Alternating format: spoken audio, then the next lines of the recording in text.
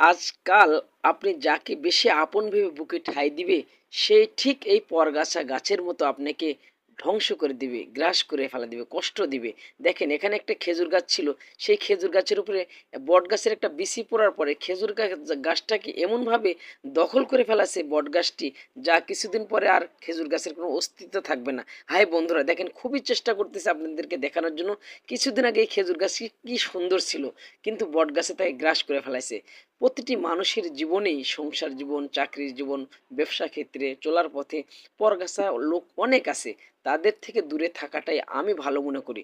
কারণ যারা স্বার্থলোভী, একটু ঠাঁই দিবেন তারা আপনাকে মাথায় কাঁঠাল ভেঙে খাবে। সেগুলো লোক থেকে আল্লাহ তাআলা সবাইকে দূরে থাকার তৌফিক দেন এবং সবাইকে হেদায়েত দান করেন। আমিন। আর ভিডিওটি দেখতে হলে, গাছটি দেখতে হলে অবশ্যই আপনাকে ভবানীপুর পূর্বপাড়া রায়হান ভাইয়ের দোকানে আসতে হবে। আমাকে ভিডিওটি আমার আদরের ভাইয়েরা করার জন্য বলছিল, এই জন্য আমি গতকাল যা ভিডিও বানিয়ে আনছি।